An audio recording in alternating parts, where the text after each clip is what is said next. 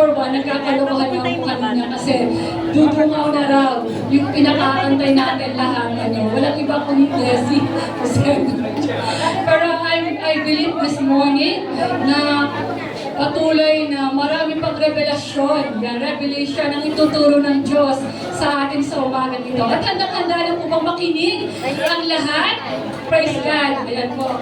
It is our privilege and honor. Ayan, ipakilala po ang ating guest speaker.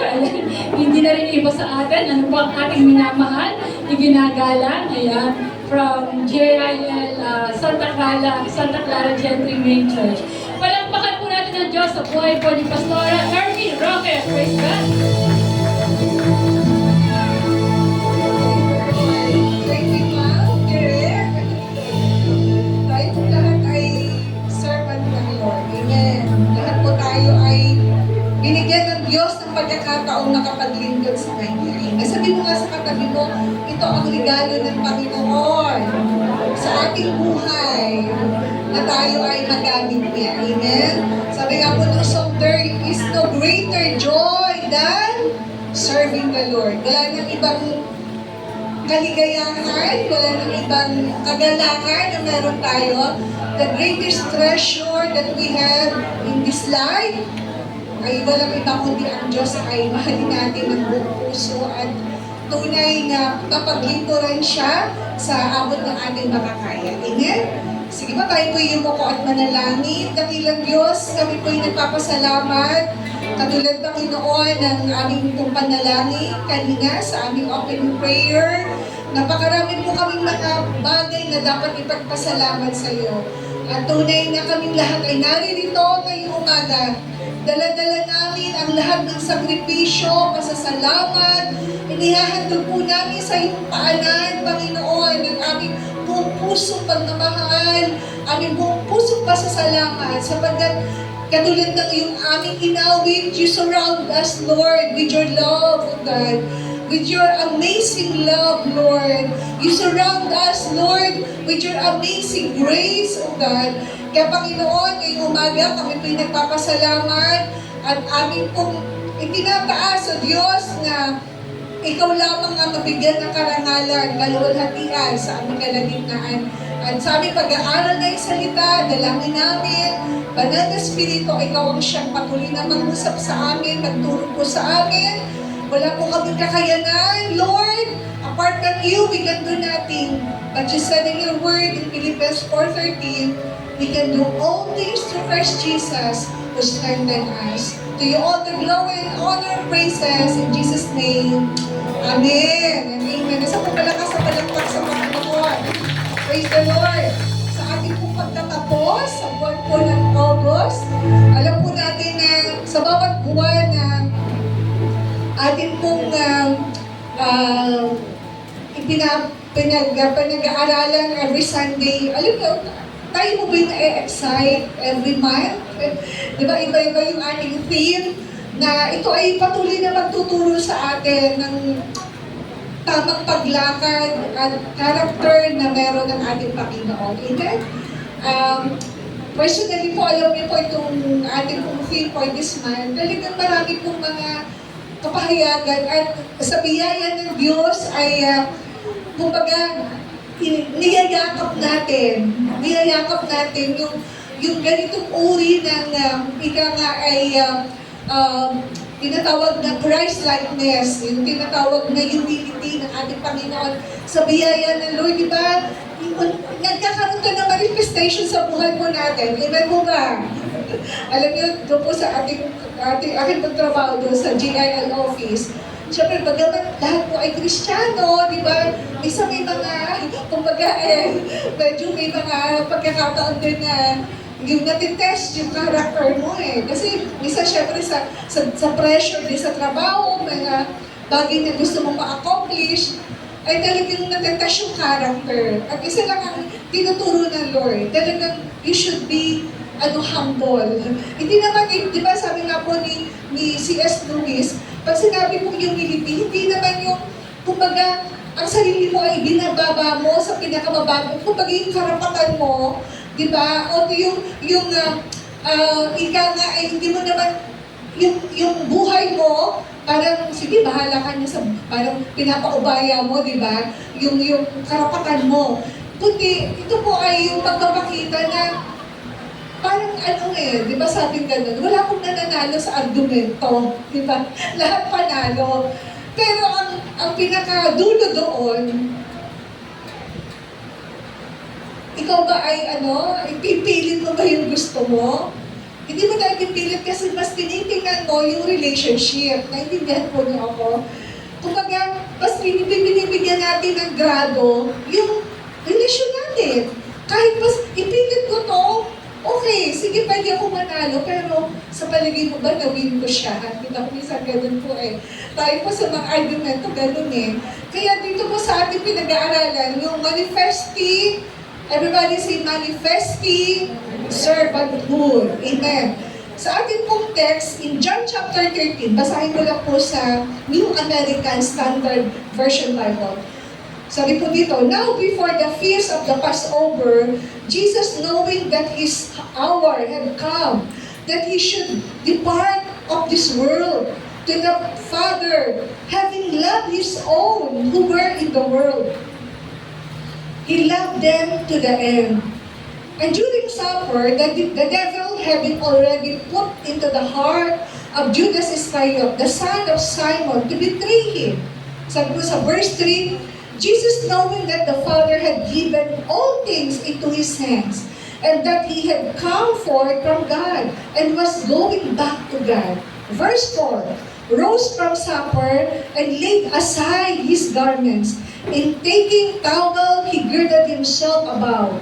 Verse 5, then He poured water into a basin, and began to wash the disciples' feet, and to wipe them with a towel which with He was girded. Verse 6, and so He came to Simon Peter. He said to him, Lord, do you wash my feet? Verse 7, Jesus answered and said to him, what I do to you, you do not realize now, but you should understand hereafter. Verse 8, Peter said to him, never shall you wash my feet. Jesus answered him, if I do not wash you, you have no part with me. Verse 9, Simon Peter said to him, Lord, not my feet only, but also my hands and my head. Verse 10, Jesus said to him, he who bathes needs only to wash his feet, but is completely clean. You are clean, but not all of you. Verse 11, for he knew the one who was betraying him. For this reason, he said, not all of you are clean. And so, when he had washed their feet, and taken his garments, and reclined at the table again, he said to them, do you know what I have done to you? Verse 13, you called me teacher and Lord, and you are right, for so I am. Verse 14, if I then the Lord and the teacher wash your feet, you also ought to wash one another's feet. Verse 15, for I gave you an example that you should do as I did to you. Purihin ko ang Diyos sa pagkakabasa ng kanyang banal na salita. Amen po ba? Alam niyo po ba yung tinatawag na, ito pong sabi ko dito sa ating introduction, Jesus humbled Himself by washing the disciples' feet, a task usually done by the lowliest servant. Sabi po dito, through this act, He showed that true greatness in God's kingdom means being the least by serving others with humility in love. Dito po, in the New Testament, the New Testament Greek, mayroon pong ginamit na metaphor. Yung pong tinatawag na, everybody say, enkambuma. Hindi ko na-iskulan dyan. Enkambuma, ibig sabihin, yung pong tinatawag na, ang isa pong alipin during that time, siya po ay meron tinatawag na white apron. Yung apron na isinusuot po niya at ito po simbolo na siya isang alipin. Isang alipin during the New Testament law. At siya po ay isinusuot po niya ito bilang simbolo na siya ay alipin. At dito madidistinguish, makikita na ito ay alipin. Diba? Sa loob ng tahanan. Diba? Let's say, di ba sa ating pong lipunan, kapag ikaw ay nakatira sa Forbes Park, sa Magallanes Village, di ba? Sa Bel Air, malaking ospital, alam mo kung sino yung amo at alam mo rin kung sino yung kasambahay. Kasi naka-uniform sila, di po ba? Dito po sa kaugalian po ng mga Israelites, sila po ay nagsusuot ng white apron at simbolo po ito ng tinatawag na sila po ay alipin. At doon po sa aklat po ng James, di ba sabing ganon, sabi dito, put on the white apron or put yourself with humility as an indication that you are slave willing to serve your brothers and sisters. Ibig sabihin, di ba, ang sabi ni Pablo, sabi ni Peter, clothe yourselves with humility. Ibig sabihin, ibig sabihin doon, clothed white apron, parang gano'n, as a sign of humility. So, dito po, sa ating pong pinag-aralan, makikita po natin na si Jesus po ay hindi pinaglingkuran, kundi siya ang naglingkod. According to John chapter 13, we begin in verse 1 to 17, binasa po natin, Jesus washing the feet of the disciples, ito pa ay nangyari during the upper room, during the Last Supper. Nagpapaalam na nga siya, di ba? Yung huling hapunan, nagkatipon siya kasama yung mga disciples niya. At sabi doon, ang ginawa po niya ay, siya po ay, yung pong kanyang robe, ay yung kanyang towel ay kanyang ibinalaban doon sa kanyang baligid, sa kanyang tinatawag na baywang, at yun po ay isa-isa niyang hinugasan ang paa ng kanyang mga disipulo. Sabi po dito, yung pong washing up the feet, meron po tatlong significance. For Jesus, para sa Panginoon, it was the display of His humility and servanthood in forgiving sinners. Para naman sa mga disciples, katulad po natin, washing up the feet displayed mindset in direct contrast to their heart attitude of the time. Bakit po? Bago kasi nangyari ito, habang naglalakad yung mga disciples, sabay nagkaroon sila ng argument. Sabi nila, who is the greatest in the kingdom of God? Nagpapagalingan sila. Sino ang pinakadakila? Di ba sino ang pinakadakila? Para sinasabi nila, sino kaya ang sino ba ang nasa kanan ng Panginoon? Sino ba yung kanyang pinakamagaling para sa Panginoon? So, dito po, during the washing of the feet, kinontras niya. Ibig sabihin, ipinakita niya na mali. Mali yung argumento nyo na nagpapagalingan kayo. Kaya ang naging dandang niya, sabi niya dito, for us naman, worship of feet sa ating kasalukuyan, it is a symbolic of our role in the body of Christ, sa kabuuan ng iglesia ng Panginoon. So makikita po natin, walking in sandals on the roads of Israel in the first century made it imperative that feet be washed before communion meal. Sa kanila pong kaugalian, dahil nga sila ay nakasandalyas na, bago sila mag-partake ng tinatawag na communal supper, they need to wash their feet. At during that scenario po, makikita po natin na people are reclining at low tables. Doon po sa Batangas, meron kami tinatawag na latok. Ano yung latok? Yung lamesa po na mababa. Kapag kumakain ka, nakaupo ka lang gano'n. Diba tawag doon ay latok. Yung po tawag sa amin. Dito po sa senaryo na to, sila po ay naka-reclining, nakapaligid. Yung mga disciple doon sa ganung uri ng lamesa. And feet were very much evidence. Kitang-kita yung mga paa. Kung malinis ba yung paa, kasi galing sa, hindi mo sila nagsusuot ng sapatos, sa magagandang sapatos ng JC. Last fully sila ay nakasandalyas, at iba-iba ang pinanggalingan nila, di po ba? Kaya po sabi ganon, when Jesus rose from the Last Supper, He began to wash the feet of the disciples. He was doing the work of the lowliest of servant. Sabi po ganun dito, the disciple must have been stung at this act of humility and condescension that Jesus, their Lord and Master, should wash their feet at His disciples. Ibig sabihin, parang dapat ito ay tungkulin nino. Pwede isa sa kanila ay kasi talagang talagang kaugalian. Diba sa bawat tahanan daw po during that time, yung servant talaga, may servant sa bawat bahay. At ang trabaho ni servant sa lahat ng darating, lahat ng bisita, huhugasan niya isa-isa yung mga panauhin.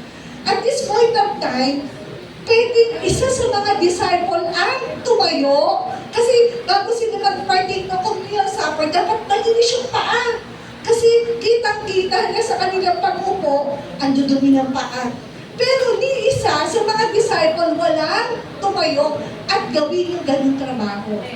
Ibig sabihin, ipinakita ni Jesus yung argumento ninyo kung sino ang greatest in the kingdom of God.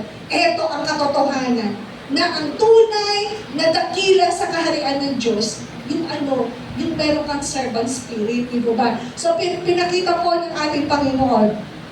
Sabi dito, when Jesus rose from the supper, began to wash the feet of disciples. He was, yun nga po, yung pinakamababang uri ng kalagayan na ginawa po ng ating Panginoon. Washing feet was more properly their works.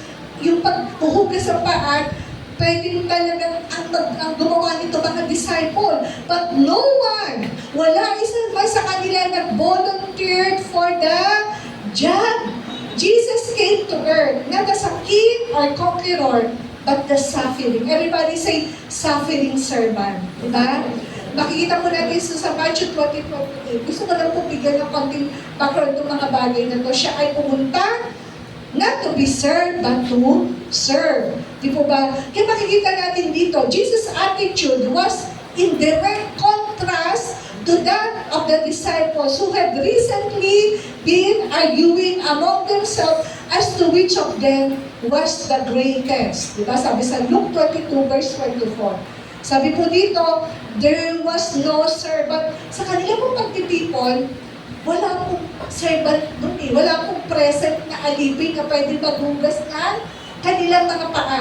It is only Jesus na nag-ako tungkulin na dapat ay gagawin ng alipin. Ginawa niya. There was no servant present in the upper room to wash their feet, and it never occurred to them to wash one another's feet. When the Lord Himself stooped to this lowly task, they must stand in the silence. Pwede pong ganun eh. Sila po'y natahimik. Peter was profoundly uncomfortable with the Lord washing of his feet. Sabi nga, protested, you shall never wash my feet. Alam niyo po, para doon sa ginawa ni Jesus, parang kung ako yung alipin, di ba? Kahiya-hiya. Dapat ako yung gagawa nun eh. Pero si Jesus, hindi mo siya maunahan na gumawa ng ganitong uri ng trabaho. Sabi po ni Derek Prince, being the least of all, yung akin pong title, being the least of all, meaning, it is a posture of intentional, decisive humility, mirroring Christ's own example.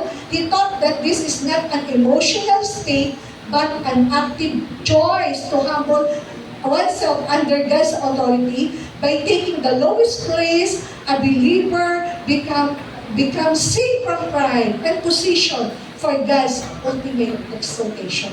Pag sinabing being least of all, it should be, everybody say, intentional. Decisive humility. Yung bang talaga, sabi nga po gano'n, yung pagiging humble, everybody say, it is a decision. Kasi sabi ng command ng Lord, humble yourselves eh. 1 Peter chapter 5, verse 6, humble yourselves therefore in the mighty hand of God that He may exalt you in due time. So ibig sabihin po mga kapatid, yung prayer na, Lord, tulungan mo ako maging humble, hindi po. Ang tama palang prayer, ang tamang prayer, it is a decision na Lord, ako ay magiging humble sa iyong harapan sa pamamagitan ng iyong grace and mercy. Di ba? Di po ba, mga kapatid? Kaya makikita po natin dito, humility is a choice, not a prayer. Di po ba? According po to kay Derek Prince, kinuran po niya yung prayer na make me humble. Sabi po gano'n, he thought that the Bible commands, everybody say commands, believers to humble themselves. Kaya tayo po, ang commandment ng Lord, talagang maging humble tayo. It should be intentional. It is a decision na dapat po natin gawin. Di ba sa mag-asawa, para magkaroon ng reconciliation, hindi po pwedeng, Lord,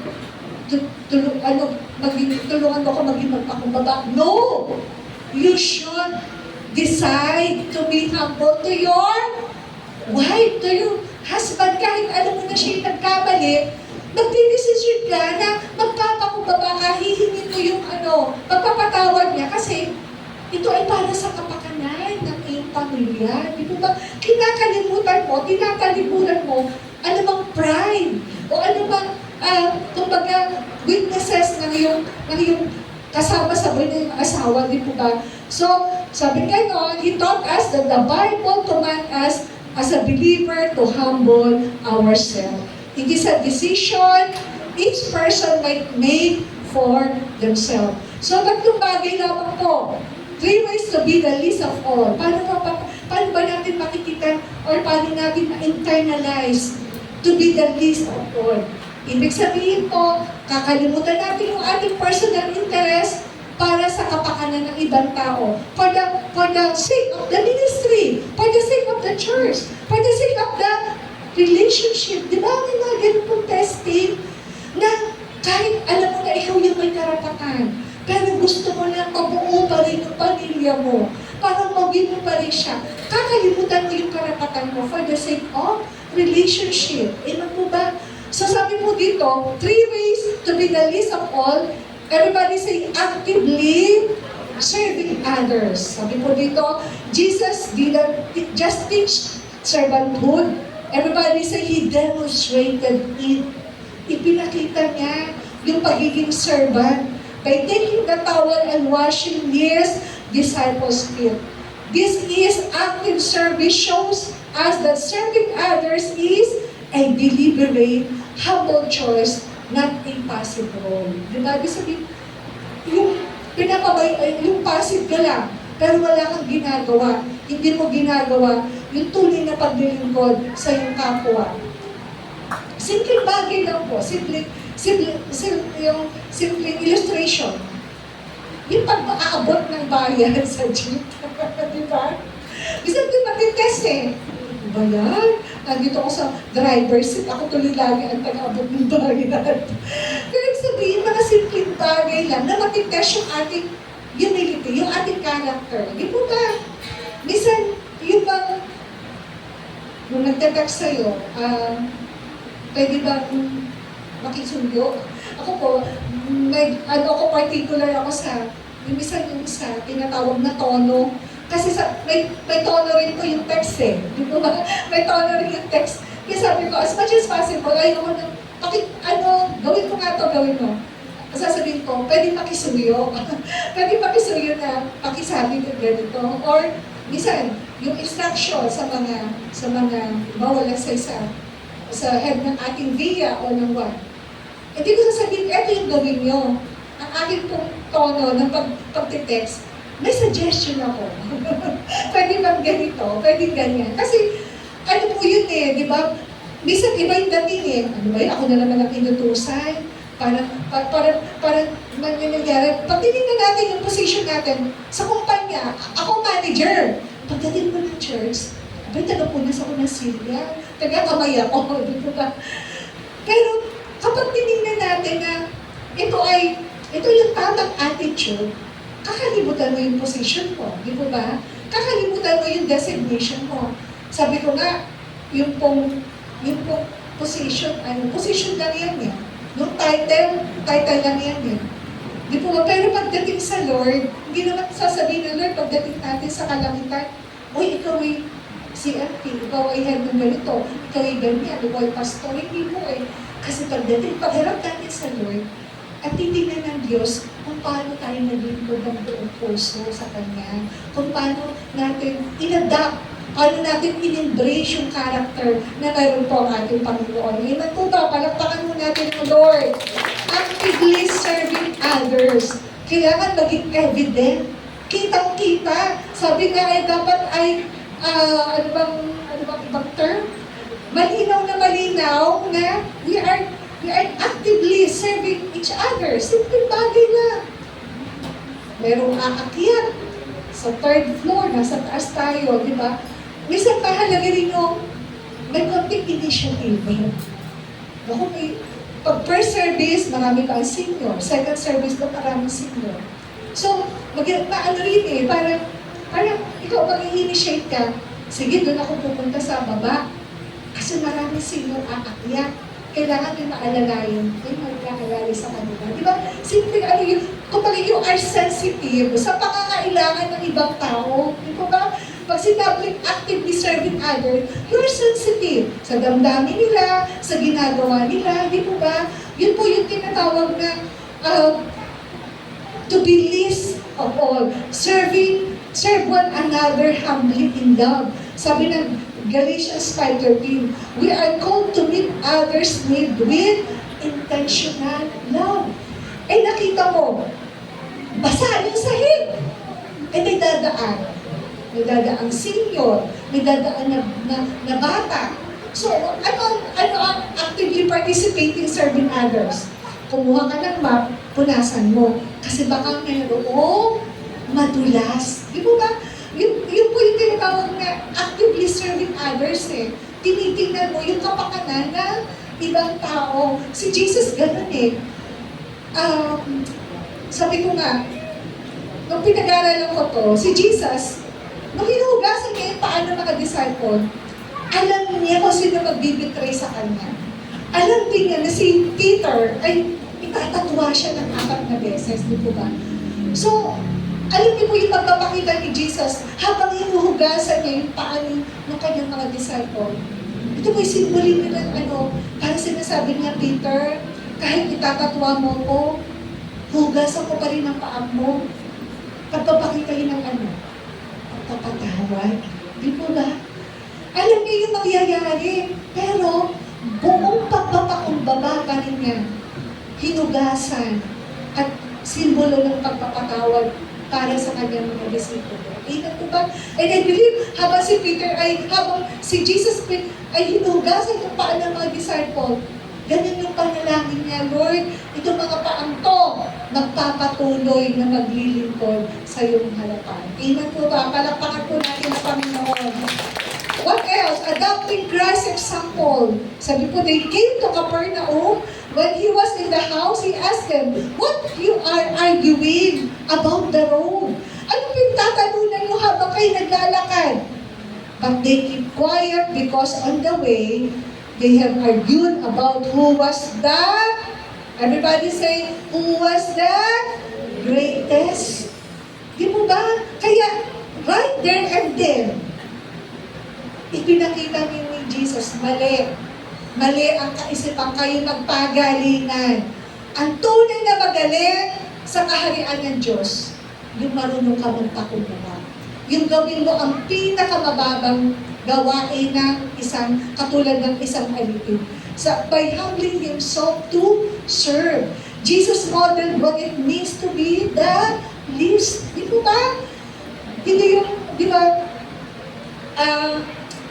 nakakalungkot lang, minsan, mga bata ngayon, sa bahay, kasi minsan yung anak ko, sinasabihan ko rin.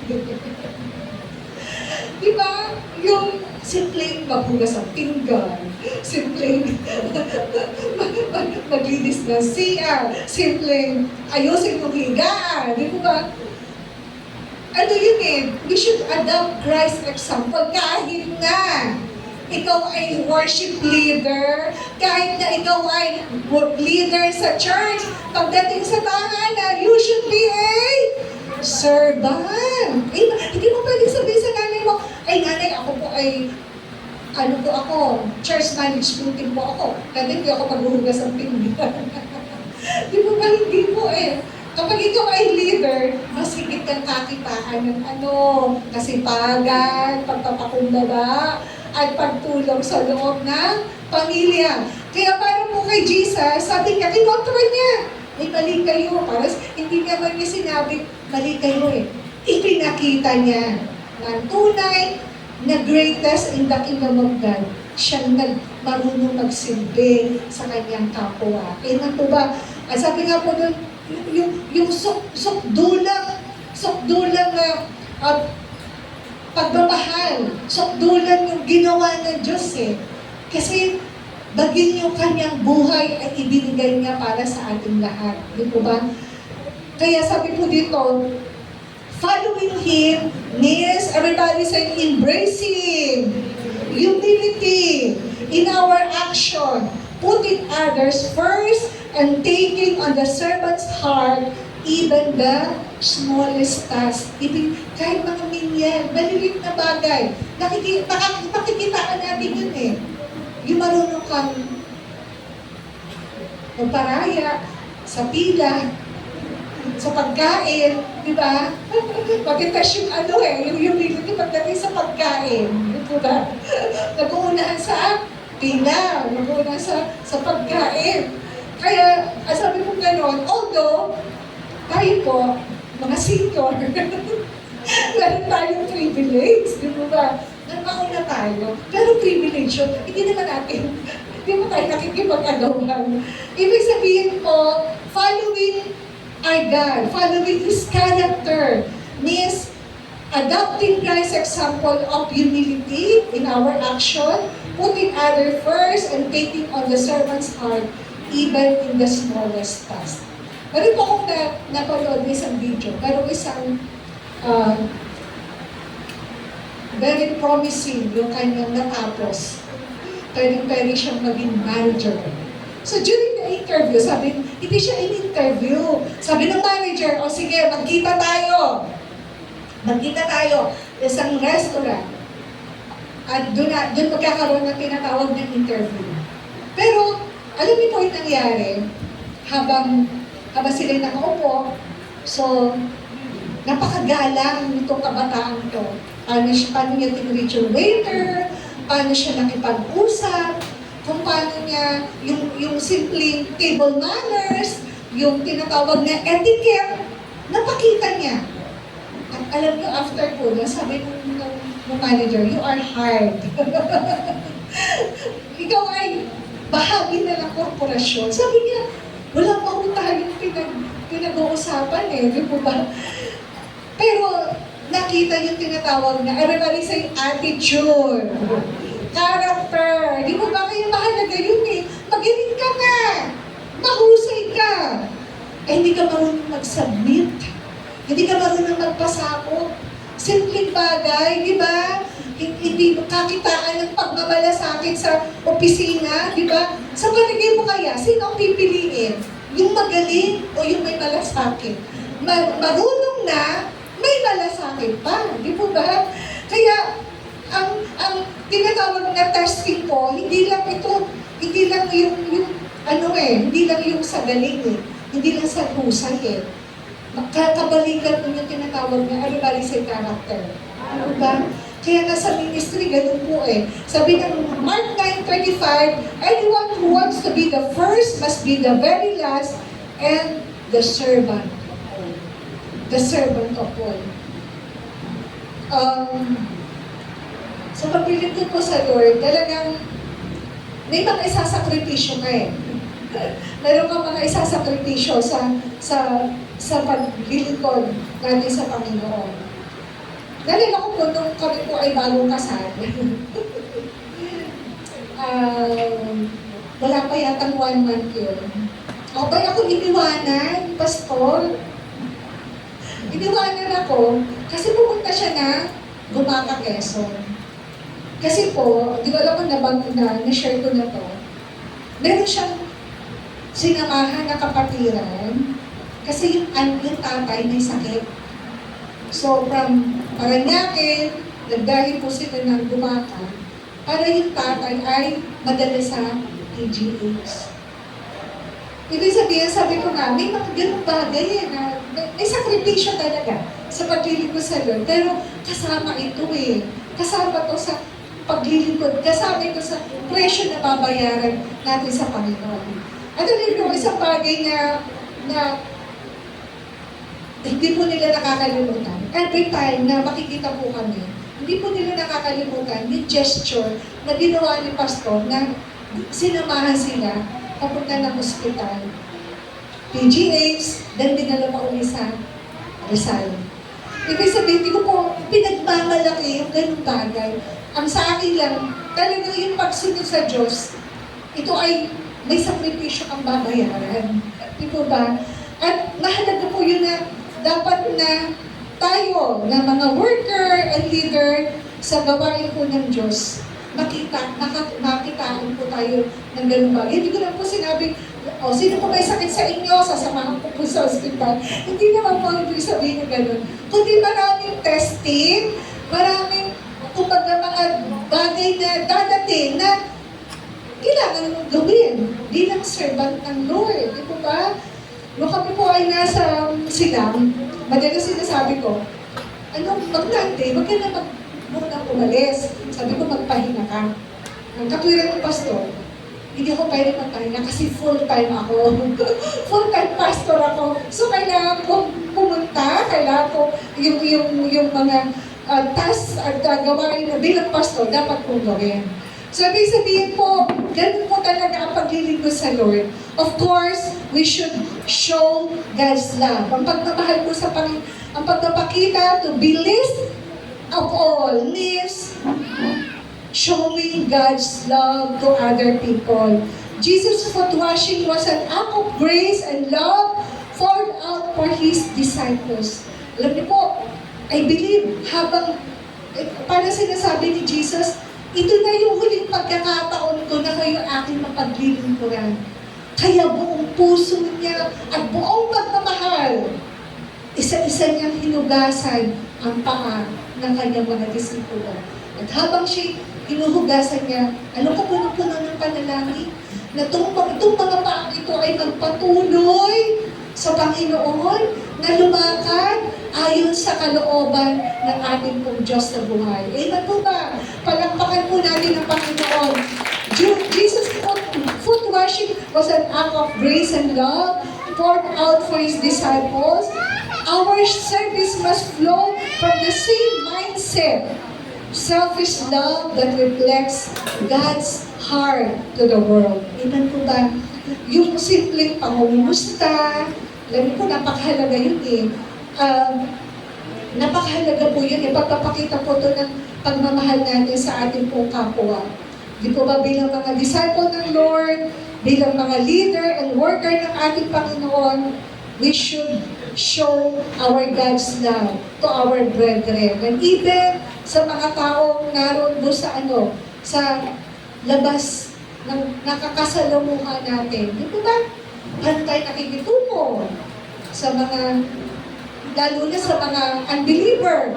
Pantay nakikitungo sa kanila. Di ba? Doon ko napapakita yung yung tinatawag na Christ-likeness, yung tinatawag na humility, paano yung relasyon natin sa ating kapwa. Nakakalungkot nga tayo ay Kristiyano, pero hindi natin kabate, o hindi natin, sabi nga sa Batangas, hindi mo kaigay, hindi mo kasundo. Yung pamilya mo, ay malaking question yun. Kristiyano ka, pero hindi mo kasundo yung kapatid mo na nasa laman. Di mo ba? Ang Diyos, sabi niya, ang tunay na pagmamahal sa Kanya, yung kaya din natin mahalin ng ating kapwa. Sabi po doon, yung tunay na humility, yung kasunod po nito yung tinatawag na pagpapatawad. Di po ba sabi ng Philippians 2, verse 5 to 11, your attitude should be the same as that of Christ Jesus, who being in very nature of God, did not consider equality with God something to be grasped, but made Himself nothing, taking the very nature of a servant, being made in human likeness, and being found in appearance as a man, He humbled Himself and became obedient to death, even death on the cross. Sabi po doon, therefore, God exalted Him to the highest place and gave Him the name that is above every name, and the name of Jesus, every knee shall bow in heaven and earth and under the earth, and every tongue confess that Christ Jesus is Lord, for the glory of God. Palakpakan natin ang Panginoon. Ang panawagan po ni Paul, our attitude should be the same as Christ Jesus. We should clothe ourselves with humility. Sabi pa gano'n, araw-araw, yung apron of humility ay mahalaga na dapat natin isuot. Amen. Because ang Panginoon nagpakita ng tunay na pagpapakumbaba even to the cross. Sukdulang pagmamahal ang ibinigay niya sa atin, nagpakumbaba siya. Sabi nga doon, pwedeng tawagin niya lahat ng anghel at iligtas siya sa kamatayan, pero hindi. Tinanggap niya lahat ng alimura, tinanggap niya lahat ng sakit para sa pagmamahal ng Diyos sa iyo at sa akin. Amen po ba? Kaya foot washing, ito po ay simbolo na everybody say humility. Jesus' act of washing the disciples' feet, the task of the lowest servant, emphasizes humility and the willingness to serve others. Mamaya po tayong lahat po ay huhugasan ng paa. Ibig sabihin, hindi mo pwede sabihin paglabas natin dito, ay huhugasan nyo ng paa yung lahat na makikita nyo. Ibig sabihin po, ito po ay pagpapakita ng humility, pagpapakababa natin sa harapan ng maraming tao. Kaya sa ating pamilya, sa ating mga nasa paligid po natin, di po ba? Kasi ang curriculum sa mundo, ano dapat? Magaling ka. Dapat, ikaw ang pinakamatalino, pinakamagaling, di po ba? Pero sa Panginoon, who is the greatest? Yung marunong magpakumbaba. Kasi merong reward ng Lord. Sabi niya noon, if you humble yourselves in the mighty hand of God, God will exalt you in due time. Ang promotion saan nanggagaling? Sa Panginoon. Ano ang dapat mauna? Humility. Kasi ang Diyos, bahala siyang mag-reward sa iyo. Kasi nakikita niya yung ginagawa mo eh. Ang gusto ng Diyos, lagi kang nagpapakumbaba sa kanyang harapan. Amen po ba? Pangalawa, foot washing means, everybody say servanthood. It underscores the importance of serving others, even in seemingly menial tasks and putting other needs before our own good. Even kahit po sa mga menial tasks, malilit na bagay. Ang kapal-kapal na ng alikabok no, tamburin o ng drum set. Hindi na napupunasan yung speaker. Yun po, pagpapakita nyo na kahit hindi mo tupulin mula, dapat. Di ba, mga maliliit na bagay na kakakitaan tayo ng servanthood. Di ba? Kita mo na yung CRA, ang putik na, dami na tubig. Pwede mo naman hugasan. Di po ba? Pwede hugasan. Yung tubig sa gripo, walang gumagamit pero bukas, yung ilaw, di ba? Maliliit na bagay po yun, pero nakakakitaan natin na tinatawag na servanthood. Ano po ba? Si Brother Marlon nakagang gumising para magkakot ng silya o magtapon ng basura. Merong black bag. Pwede tayo magpusa na. Ilagay natin sa tamang lagayan ng mga basura para yung maglilinis. Hindi na gano'n kadami yung lilinisin. Amen po ba? Hindi sa servanthood spirit. Nakikita natin kung ano yung pwede natin magawa sa ibang tao, pwede natin gawin sa ministry ng ating Panginoon.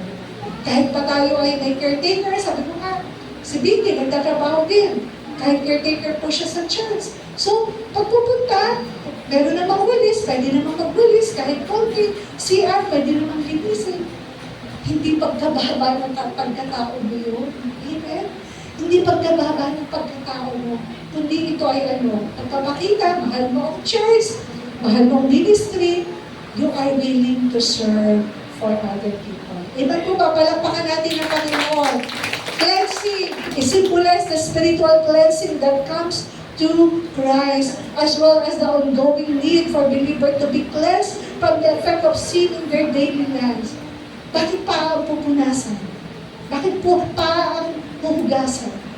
Kasi ang parang ito, kung saan pumupunta eh. Di ba?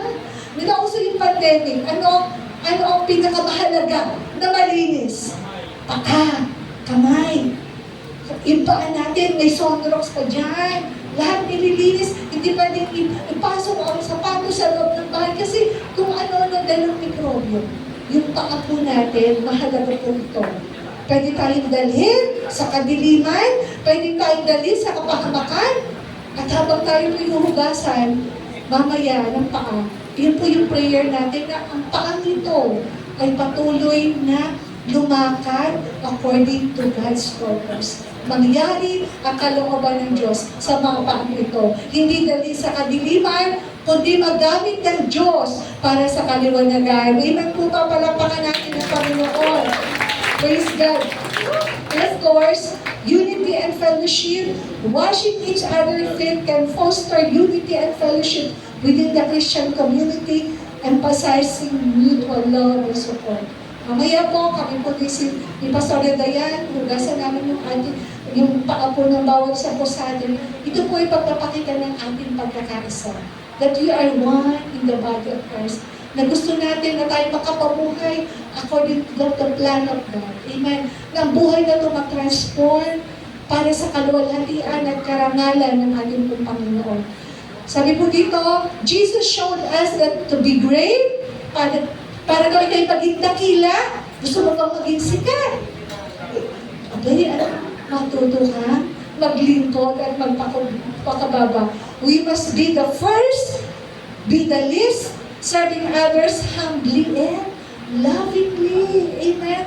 Let us follow His example by actively serving, adopting His humility, and always showing God's love. Di po ba?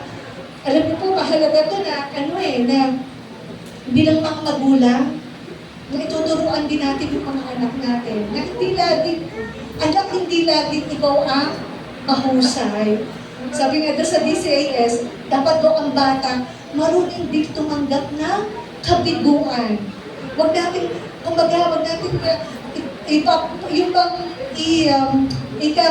ipoprogram na, anak, dapat laging ikaw ang laging una, ikaw ang dapat laging bida, ikaw ang dapat laging bago.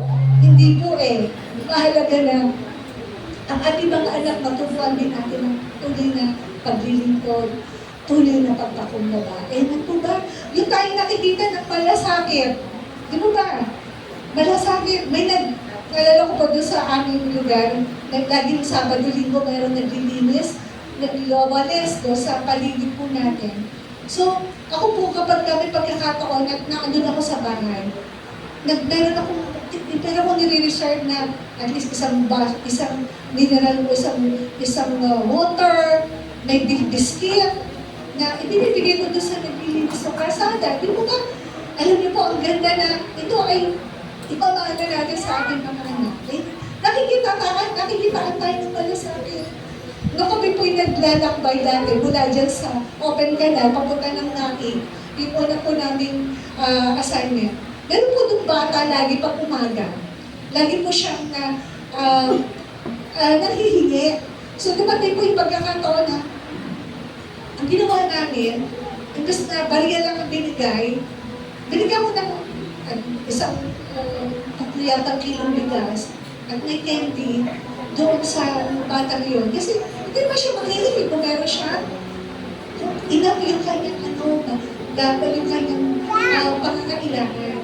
Kaya tayo po, alam mo ba namin kaparaanan, maraming larawan na pagpapakita ng ating pagpapakumbaba, hindi lamang sa church, pag-ibig sa lahat, paglabas natin sa four corners of our church. Amen? Sabi po dito, true greatness in His kingdom is attained by those with a servant spirit. Servant heart. At sabi ng Lord, anong pangako ng Panginoon? And they will be greatly blessed. Gusto mo ba pagtalain ka ng Lord? Mahalaga yung tinatawag na servant attitude, servant spirit. Tingnan mo ba? Palapakan po natin ang Panginoon. Praise God. Tayo pong lahat ay tumayo sa oras mo ito. Tayo po ay magpasalamat sa ating Panginoon. Alam niyo yung awitin, pusong dalisay, ang aking nais, nalikain mo, O Diyos, para sa akin.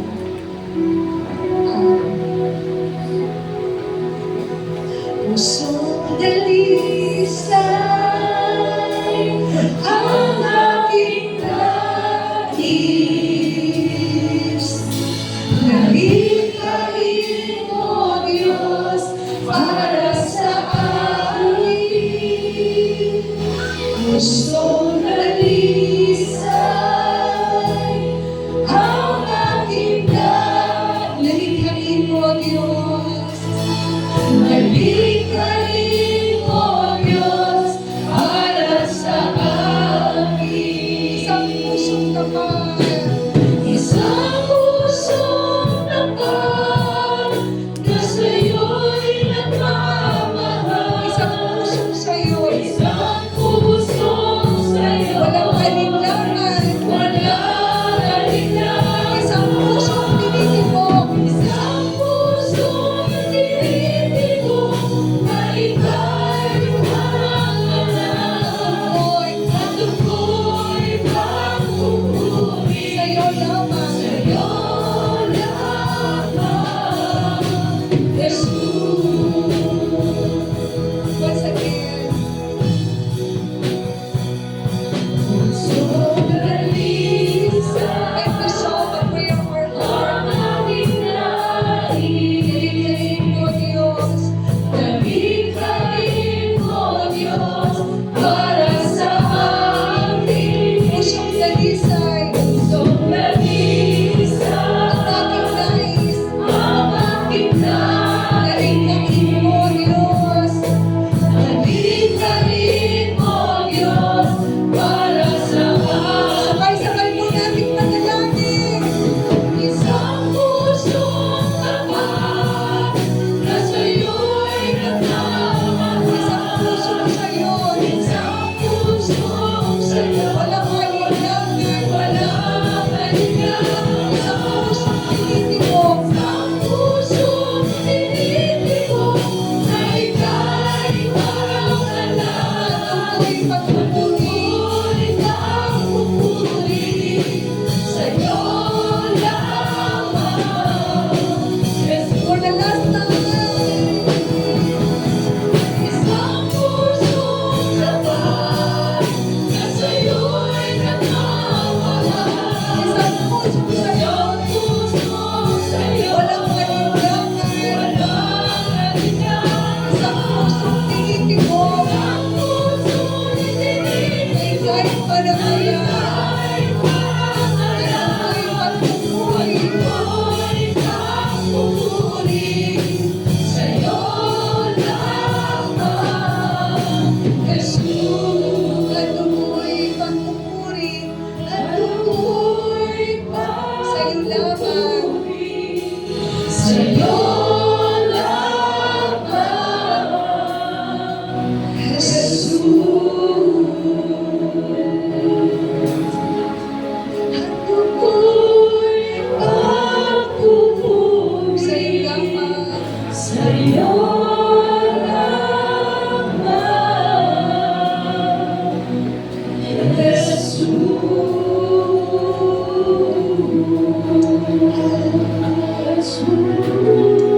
Oh, we bless you. We honor your name. Praise you, Jesus. Thank you, Holy Spirit. Thank you, Lord. Salamat po, Panginoon, sa katotohanan na ikaw ang dakilang halimbawa ng tunay na pagpapakumbaba sa ginawa mo ito hanggang doon sa krus ng Kalbaryo. Salamat, Panginoon, at sa umaga pong ito, kami po'y nananalangin na kaming lahat, O Diyos, ay Bigyan mo niya isang puso, nagpapakumbaba, nagpapasamo, nagpapaturo sa iyo. Hindi man namin naabot, Panginoon, 100% ang tunay na humility. But Lord, through your grace and through your mercy, Lord, kami ko'y handang magpaayos, hanggang kami magpatuloy, Panginoon, hanggang kami, O Diyos, ay maging katulad ng ugali at karakter ng aming pong Panginoon Jesucristo.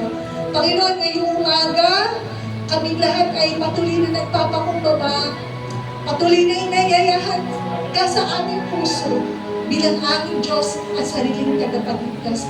Pwede bang tayong mananalangin ay sa simpleng panalangin? Sabihin natin, Panginoong Yesus, salamat po sa pagpapakita mo ng tunay na pagmamahal sa bawat isa po sa amin. Nialay mo ang iyong buhay para sa aking kaligtasan at ikaw ang tunay at sumdulang halimbawa na tunay na pagpapakumbaba. Patawarin mo ako, Panginoon, kung ako man ay mayroong espiritu ng kayabangan, pagmamalaki. Patawarin mo ako, Panginoon. Sa oras na ito, binuhusan ko ang aking puso. Minsan pa, sinatanggap kita bilang aking Panginoon, tagapagligtas ng aking buhay. Ikaw ang patuloy na sumama ng ayos ng aking buhay, ng aking ugali, ng aking pagkatao. At alam ko habang inaayos mo ito, Panginoon, kaya mo kong pagpalain, kaya mo kong puno. Maraming salamat. Patuloy ka namin pinupuri, pinapasalamatan sa pangalan ni Jesus. Lord, pagpatuloy mo pagpalain yung mga anak na ng umagang ito. Alam mo ng panalangin na meron sila sa kanilang puso. Alam ko, sa aming pong paglapit sa iyo ngayong umaga, tinatagpo mo na ang lahat ng aming pangangailangan. Maraming po salamat, Panginoon, gawin lahat na naririto. Kami magpapahugas ng aming mga simulo ng aming pagkapasahod sa iyo. Simulo, Lord, na kami handang magpalinis, Panginoon, sa lahat ng bagay, karamihan sa aming mga buhay. Maraming po salamat, Panginoon. At Lord, kami, Panginoon, na maghuhugas ng paalang-alang kapatiran, Lord. Kunin mo ang aming mga puso ng pagmamahal. Kunin mo ang aming mga puso, Lord, ng humility, ng servanthood spirit. At alam namin, Lord, it will manifest to your people again this morning. This is our prayer, God, in Jesus' name. Amen. Tinatawag ko si Pastor Dayan for some simple instruction ko.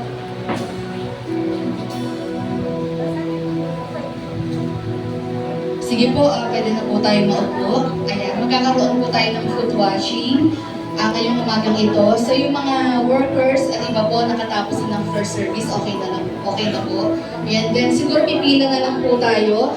So this will act as ng symbol po of humility, servanthood, unity, and love po. Ayan, so at as habang tayo po ay hinuhugasan ng ating mga paa, of course, pagpe-pray po tayo. And at the same time, tayo rin po, in the spirit of prayer din po tayo sa ating Panginoon. Na nawa kung paano po ang Panginoon Yesus namuhay sa mundong ito na may kababaang loob, na puno ng pagmamahal, mag-manifest po ito sa ating lahat. Amen? Ayan, sige po, sa umagang ito, pasuyo na lang po sa mga usherettes natin. Yan, pwedeng pakilid po ang ating po mga attendees, congregations. Ayan, tayo po yung magkakaroon ng washing of the feet.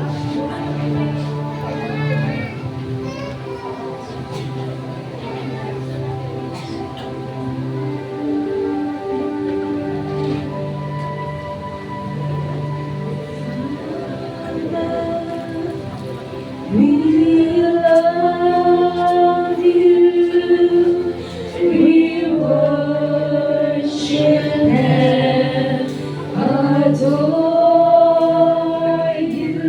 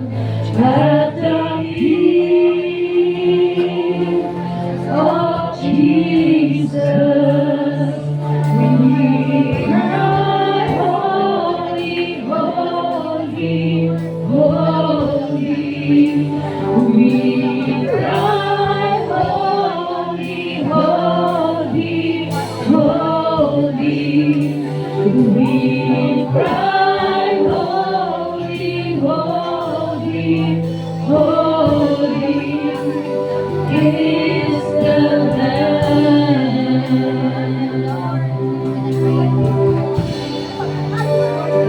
We cry, holy, holy, holy.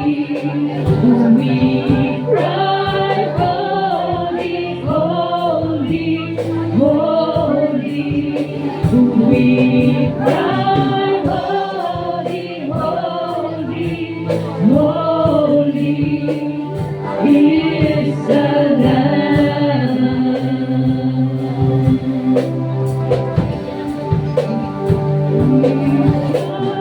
Holy, holy, holy. We cry, holy, holy, holy. We cry, holy, holy, holy is the Lamb.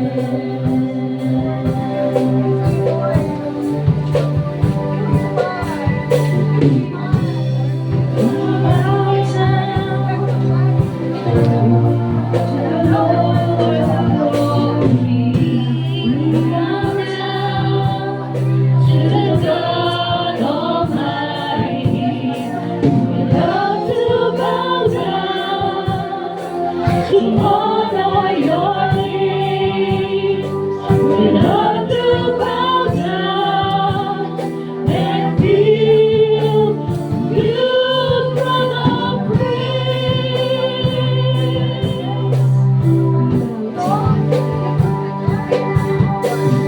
We bow down to the Lord of glory. We bow down to the God Almighty. We love to bow down to honor your name. We love to bow down and build you throne of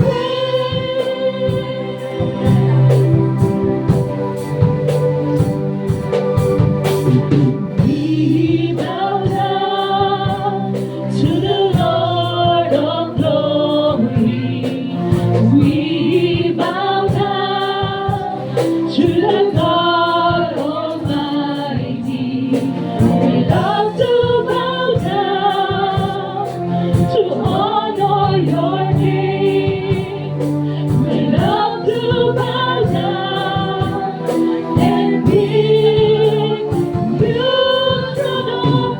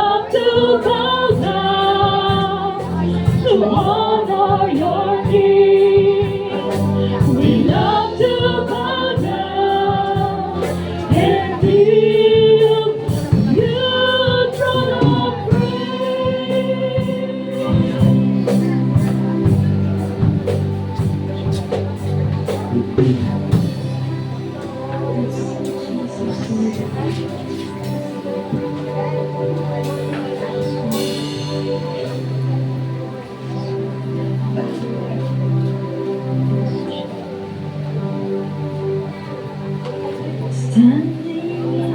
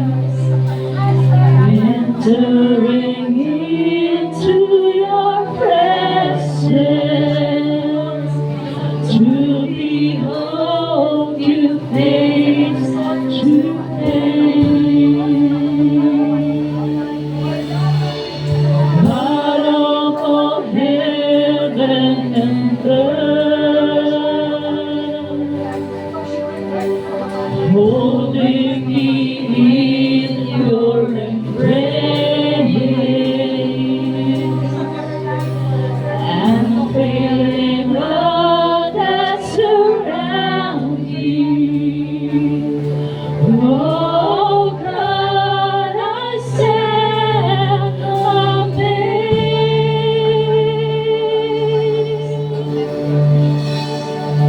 My Jesus, my Lord, you're the love of my life.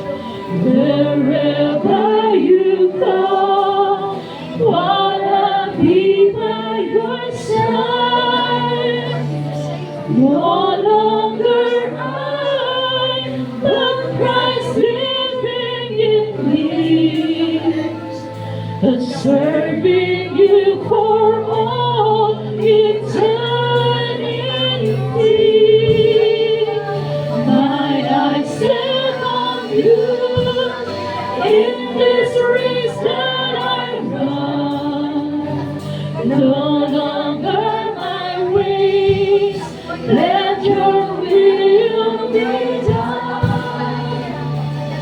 Make me a servant, my heart ever true. Clinging to the cross, I follow you. I follow you.